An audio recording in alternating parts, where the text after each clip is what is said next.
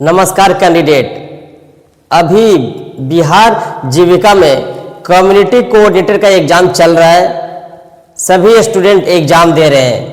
इसका जो एग्ज़ाम है 19 नवंबर से 15 दिसंबर तक कंटिन्यू एग्ज़ाम चल रही है।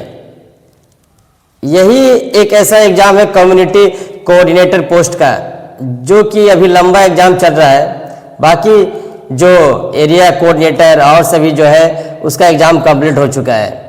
तो मैं आपको जानकारी शेयर कर देता हूं कि ये एग्ज़ाम किस लेवल का चल रहा है, क्वेश्चन किस तरह से पूछा जा रहा है और इसमें कितना कट ऑफ जाएगा और क्या क्या परेशानी हो रही है स्टूडेंट लोग को सेंटर पे जब एग्ज़ाम देने जा रहे हैं। तो मैं आपको जानकारी शेयर कर देता हूं कि बिहार जीविका में कम्युनिटी कोऑर्डिनेटर में 1177 पोस्ट है। दोस्तों, कम्युनिटी कोऑर्डिनेटर में फ्रेंड्स आपको क्या काम करना है, पहले मैं वो जानकारी शेयर कर देता हूँ। इसमें एक ब्लॉक के अंदर 5 से 6 गांव रहेंगे। आपको 5 से 6 गांव का डेवलपमेंट करना है। जितना भी गवर्नमेंट स्कीम आएगा, बैंकिंग आएगा, पंचायती का जो भी इंफॉर्मेशन आएगा, स्कीम आएगा, आपको इस पर काम करना है। वुमेन डेवलपमेंट पे काम करना है, रूरल डेवलपमेंट पे काम करना है।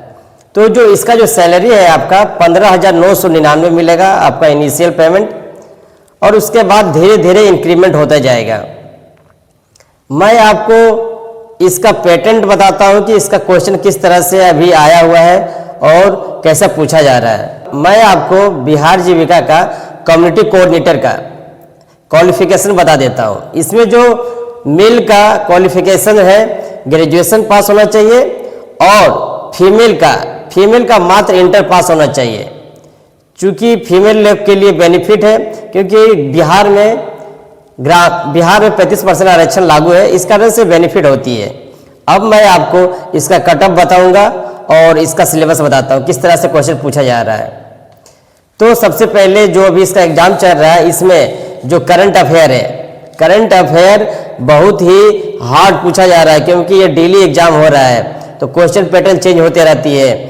तो जितने भी कैंडिडेट अभी एग्जाम दे रहे हैं उनके फीडबैक के थ्रू मैं आपको बता रहा हूं कि इसमें जो करंट अफेयर है स्टूडेंट लोग ज़्यादा से ज़्यादा 7 से 8 नंबर ही बना पा रहे हैं करेक्ट, सही।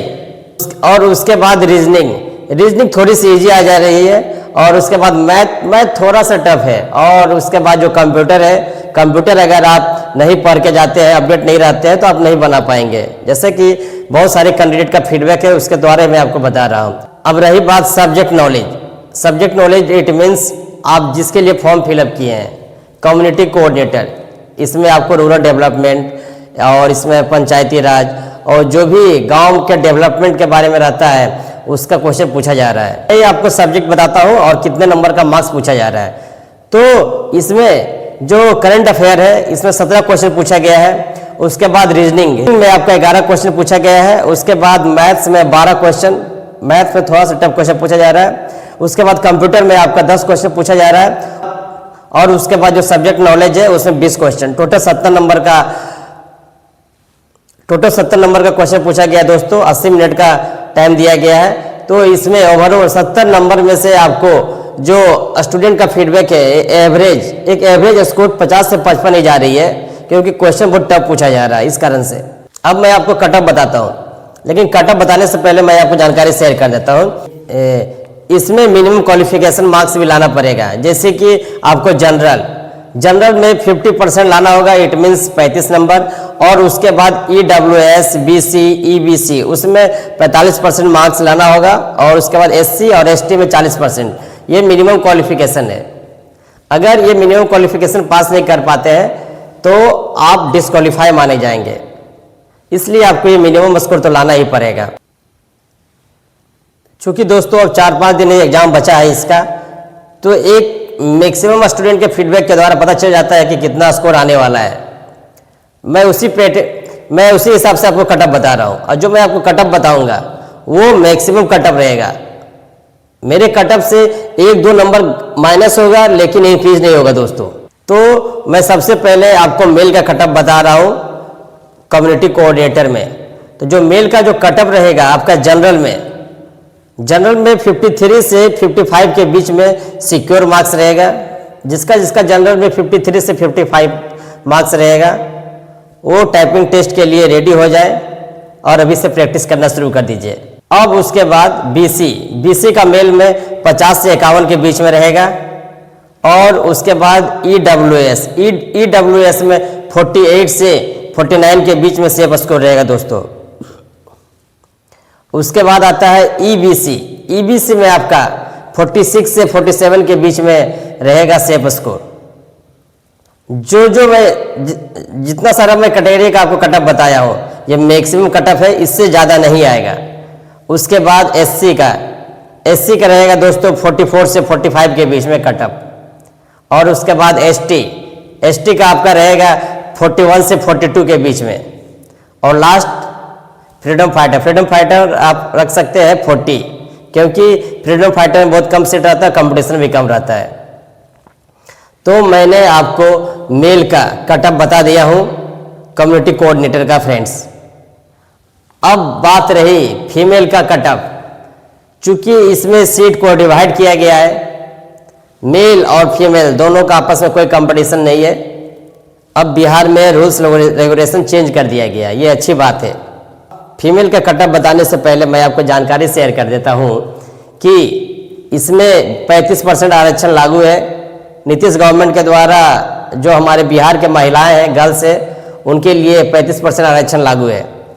तो जो मेल का जो कटअप रहेगा उससे 1-2 नंबर कम ही रहेगा फीमेल का कटअप दोस्तों। ये बहुत ही बेस्ट पार्ट है। तो कैंडिडेट मैं आपको अब महिलाओं लोग का कटअप बता रहा हूँ। इसका जो जनरल कटअप जाएगा 50 से 51 के बीच में, 50 से 51 के बीच में सिर्फ जनरल में ही रहेगा स्कोर ज़्यादा बस। उसके बाद जो बीसी है, बीसी में आपका 48 से 49 के बीच में सेफ स्कोर रहेगा। मैं कंफर्म कह रहा हूँ ज़्यादा कटअप नहीं जाएगी इस बार और खासकर फीमेल का। तो बीसी में 48 से 49 के बीच में रहेगा। मैं जितना आपको कटअप बता रहा हूँ, जिनका स्कोर इतना आ रहा है आप टाइपिंग में लग जाए, टाइम वेस्ट ना करें और डॉक्यूमेंट वेरिफिकेशन के लिए जाति आवास से बना के रखें। अब उसके बाद ईडब्ल्यूएस का फीमेल में 46 से 47 के बीच में रहेगा। उसके बाद ईबीसी में आपका 44 से 45 के बीच में सिक्योर मार्क्स रहेगा।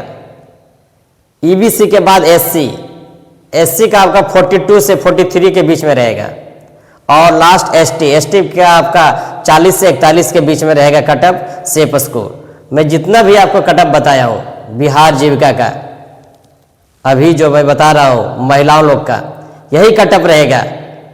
मैं आपको चैलेंज करता हूँ, आपका जो स्टूडेंट एग्जाम दे के आए, चूंकि नेगेटिव मार्किंग नहीं था, तो आप अपना आंसर काउंट कर सकते हैं। और अगर आपका हमारे कटअप से मैच कर रहा है तो आप टाइपिंग के लिए लग जाइए, क्योंकि टाइपिंग के लिए आपको बहुत कम टाइम मिलेगा। और बाकी जो प्रोसीजर है उसके बाद डॉक्यूमेंट वेरिफिकेशन, तो डॉक्यूमेंट वेरिफिकेशन के लिए आप जातीय आवासीय 6 महीना का जो अपडेट रहेगा वो आप बना लीजिएगा। अब रहा बात दोस्तों बिहार जीविका में, वेटिंग लिस्ट कंफर्म है, आएगा। वो भी एक बार नहीं 2 से 3 बार आएगा एक साल में।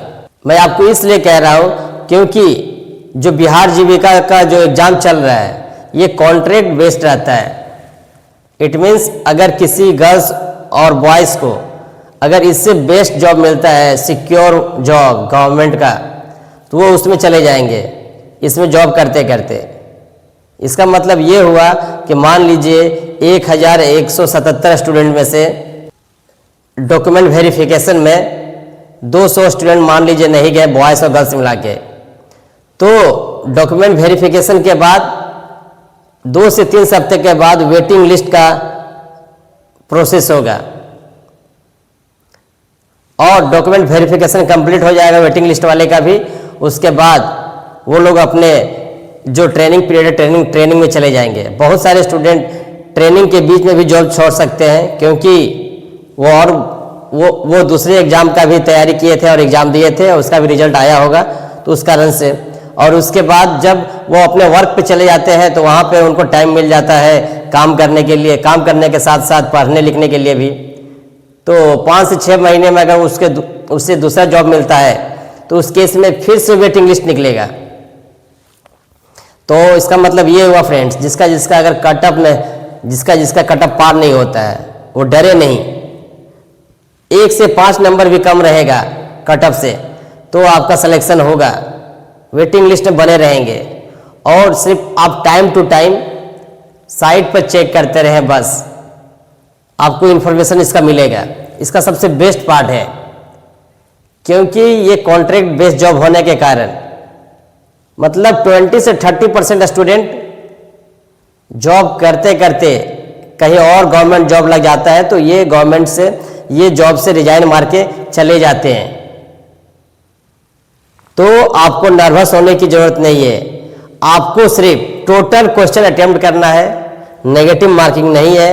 आप जो जानते हैं आप अभी बनाए, अभी एग्जाम चल रहा है और बस यही कहना चाहूँगा, एग्जाम दीजिए और विश्वास से एग्जाम दीजिए, उसके बाद आपको जॉब लेने से कोई भी नहीं रोक सकता है। तो आशा करते हैं कि हमारा वीडियो आपको अच्छा लगा। अगर अच्छा लगा तो लाइक करें, शेयर करें, सब्सक्राइब करें दोस्तों।